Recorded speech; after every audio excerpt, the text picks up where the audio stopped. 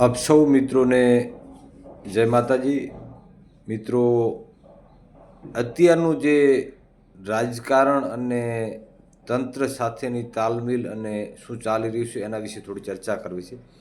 આજથી થોડા સમય પહેલાં એક ગુજરાત સરકારે તંત્ર એટલે કે ગુજરાત પોલીસને એવું કીધું કે ભાઈ આટલા કલાકની અંદર અસામાજિક ગુંડા તત્વોનું લિસ્ટ જાહેર કરવામાં આવે અને એ લોકોની ઉપર કાયદેસરની કાર્યવાહી કરવામાં આવે.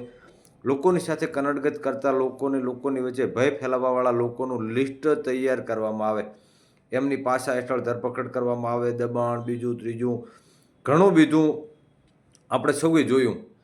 ત્યારે પોલીસે અસામાજિક તત્વોનું લિસ્ટ જાહેર કર્યું. એ લિસ્ટ જાહેર કર્યા પછી લોકોને એવું થયું કે આ લોકોના ઉપર સરકારની લગામ લગાવવામાં આવશે, પોલીસ એના વિરુદ્ધમાં કાર્યવાહી કરશે, આ લોકોની પાસે ખોટું છે એની તપાસ કરવામાં આવશે. પરંતુ એવું કંઈ હતું નહીં. તો કે તમને જણાવી દઈએ હતું શું, તો કે ગુજરાતની પબ્લિક સરકારથી દૂર જતી હતી. પબ્લિકને વાળવા માટે શું કરવું પડે તો કે અસામાજિક ગુંડા તત્વો સરકારની પાસે હોવા જરૂરી છે. એના માટે કરીને સરકારે આ લિસ્ટ બનાવ્યું. આ લિસ્ટ બનાવ્યા પછી સરકારે એમાંથી ચુનિંદા અમુક ગુંડા અસામાજિક તત્વોને એમના સંગઠનની અંદર લીધા. નવું સંગઠન જાહેર થયું એમાં કહું છું તમને.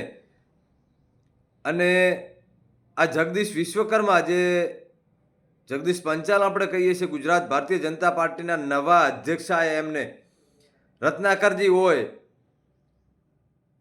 અને અહીંયાનું નવું અમારું બનાસકાંઠાનું સંગઠન, એની અંદર ગુંડા અસામાજિક તત્વો એટલે કે સરકારી અસામાજિક તત્વો, સરકારે જાહેર કરેલા ગુંડાઓ એ સંગઠનની અંદર લીધા.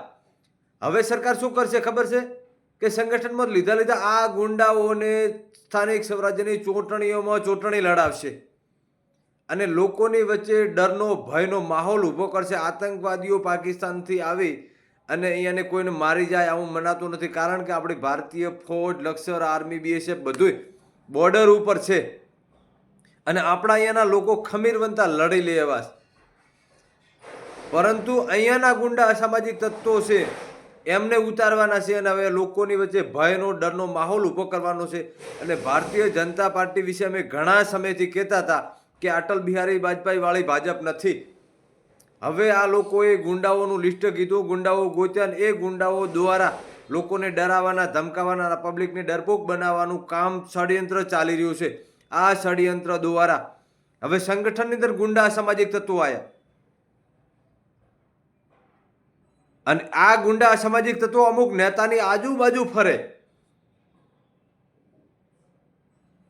અને એ નેતા ડરામણો માહોલ ઊભો કરે કે જોવો છો ને તમે, આ ટપોરીઓ ગુંડાઓ બધા મારી આજુબાજુ ફરે છે અને હવે આ લોકોને છૂટા મૂકવાના છે. એમને એમને એમને છે ને ભારતીય જનતા પાર્ટી એમના ઉપર ચારે હાથ રાખશે, આ ગુંડા અસામાજિક તત્વોની ઉપર. અને સરકારના ચારે હાથ છે ને એટલે પોલીસનું એમને રક્ષણ મળશે. કારણ કે સરકારની અંદર બેઠા હોય એટલે પોલીસ કર્મીઓ છે ને આ સરકારના અમુક તંત્રની અંદર સાથે મળીને રહેવું પડે. નકા એમની બદલી થઈ જાય, એમનો ભોગ લેવામાં આવે, સસ્પેન્ડ કરવામાં આવે, કોઈ બી રીતે ફસાવવામાં આવે. એટલે તંત્રનો દુરુપયોગ કરીને, તંત્રને દબાવીને આવા ગુંડા અસામાજિક તત્વોને સંગઠનમાં લીધા. વધતા આવે ચૂંટણીઓ લડાવશે અને આ સરકારે ગુંડા અસામાજિક તત્વો છે ને આ લોકોની વચ્ચે ભયનો માહોલ ઊભો કરશે, ડરાવશે, લોકો ઉપર ગાડીઓ નોખશે, લોકોની સાથે માથાકૂટ કરશે અને આ ડરામણો માહોલ ઊભો કરશે. ભારતીય જનતા પાર્ટીના ગુજરાત પ્રદેશના અધ્યક્ષ જગદીશ વિશ્વકર્માને હું કહું છું કે એક જાગૃત નાગરિક તરીકે કહું છું, પત્રકાર તરીકે પણ કહું છું કે તમારી પાસે કોઈ સારા માણસો નહોતા કે આવા ગુંડા અસામાજિક તત્વોને તમે સંગઠનની અંદર લઈને ગુજરાતની પબ્લિકને ડરપોક બનાવવા માટે તમે નીકળ્યા છો. અમારા બનાસકાંઠાના વાવથરાજના જે માયાળુ લોકો છે, સારા લોકો છે, શિક્ષિત લોકો છે, સ્વાભાવિક લોકો છે અને સાણી સારી પ્રજાની ઉપર તમે શું થપવા બેઠી જાય. તમને એવું છે કે આ લોકોને અમે ડરાવી દઈશું, આ ગુંડાઓને છૂટા મૂકી દઈશું. આ થોડા સમય પહેલા એટલે અત્યારે છે જે માલધારી લોકો હોય ને એમની પાસે આપણે જે માતાજી હોય, મેલડી માતા હોય, સિગુતર માતા હોય અને કોઈ પછી એનો બકરાની અંદર કે ઘેટાની અંદર સવા ન રહેતો હોય ને એટલે માતાનો બોકડો માનવામાં આવે, એનો કાન કાપી અને રમતો મૂકી દેવામાં આવે કે આ માતાનો બોકડો છે અને કોઈ અડે નહીં. એવી રીતે આ બોકડા છોડવામાં આવ્યા. અને આ ગુંડા અસામાજિક તત્વો છે ને, તમે જોઈ લેજો, મારા શબ્દો જોઈ લેજો. અત્યારના તમે આ છેલ્લા 5 વર્ષના બાંધકામ જુઓ, રોડ રસ્તાઓ જુઓ, શાળાઓ જુઓ, શૌચાલય જુઓ, આ લોકો કંઈ બક્ષું નથી. અને ગુંડા લોકોની ત્રાપ અત્યારે પડી છે.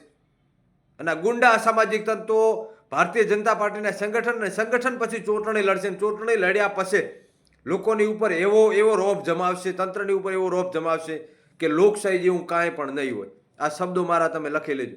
અને તમને મારા નામની ખબર ન હોય ને તો રામસિંહભાઈ ગોહિલ રાજપૂત, વાવ ખીમણા પાદર. કારણ કે મીડિયાની અંદર એનાલિસિસ કર્યું છે. સરકારી ગુંડાઓનું લિસ્ટ અને નામ જોગ આપણે બીજો વિડીયો બનાવશું ને એની અંદર આપણે કહીશું કે કોણ કોણ આ સંગઠનની અંદર છે. અને આવા લોકો, અને એમની કુંડળી મેં કાઢી છે ભાઈ, એમની કુંડળી મેં કાઢી છે. આ લોકોએ શું શું કર્યું છે અને વધુ કુંડળી કાઢવાના અત્યારે તમામ કાર્યો ચાલુ છે. એટલે આ ગુંડા અસામાજિક તત્વો રહ્યા ને, એમને સરકાર ભલે ગમે એટલા જાળવે, બાકી અમે મીડિયાવાળા છીએ ને, એ સરકારને અમે ખુલ્લું કહેવાના છીએ કે તમે જે પાળેલા પોપટ રહ્યા ને, આ બધા ગુંડા અસામાજિક તત્વો લોકોને ડરાવવા ધમકાવા નીકળ્યા છે ને, અમે એમને ચોખ્ખા કરીને પબ્લિકને વચ્ચે મૂકશું. અને એના હિસાબે ભારતીય જનતા પાર્ટીની છબી પણ ખરાબ થશે. જોજો તમે.